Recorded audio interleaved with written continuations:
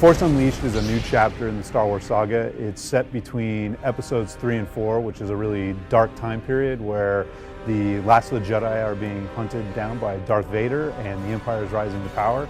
You play Darth Vader's secret apprentice, which is a brand new character that we created for the game, and you have access to these over-the-top, amped-up, unleashed Force powers, and that's really kind of the core of the game. The story for The Force Unleashed really does revolve around the journey of Darth Vader's secret apprentice, who begins as Vader's apprentice, but goes on kind of his own quest and discovers things about himself that ultimately might lead him towards redemption. It's a really turbulent time period, it's a really rich time period, so we were able to include a lot of different characters and a lot of different events that fans should know. So we were also able to create new places and new characters because this is a brand new story. So we introduced you to new characters like Juno Eclipse, who's the pilot that ferries you around the galaxy and ultimately becomes a love interest for the secret apprentice. And we have Proxy, who's your droid sidekick, and a Jedi general named Master Coda, who is kind of this hard-boiled, very militant Jedi. And it was really exciting to be able to take all these elements and put them together to create a brand new Star Wars story, but really be able to bridge the gap between the two trilogies in the same time.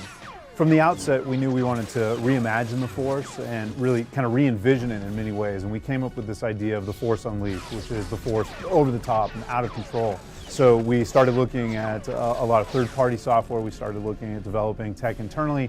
And ultimately, we ended up forming partnerships with companies like Pixelux Entertainment to develop digital molecular matter, which is a simulation-based system that simulates the way the materials behave in the real world based on real-world properties. So when I throw a stormtrooper into a set of metal doors, those doors will actually bend and buckle.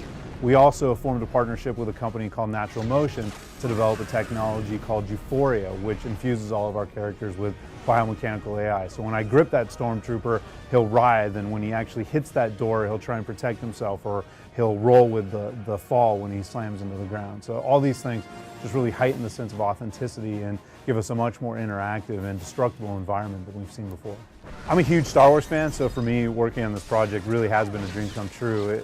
To have the opportunity to tell a new chapter of the Star Wars saga and set it in this really rich and vibrant time period has been incredible. And we really have tried to treat this in many ways with all the respect of the film. So we have a very rich score that has a love theme and has themes for all the major characters and the major planets, and that was recorded up at Skywalker Sound using the San Francisco Symphony with a composer named Mark Grisky, who did a lot of great work for us on Knights of the Old Republic. So that was really exciting, to be able to focus on creating brand new characters, to be able to take the time to develop a character like Juno Eclipse, or a character like Proxy, or even a character like Kazdan Paratus, who's a Jedi that you hunt down early in the game, who's kind of this crazy adult Jedi who's often hiding on a junk world. Those things were very rewarding and exciting for us. And hopefully what we're doing is we're creating new toys in this Star Wars sandbox that other people will come and use later on down the line and tell other stories about, you know, Juno or Proxy or some of these locations that we've created.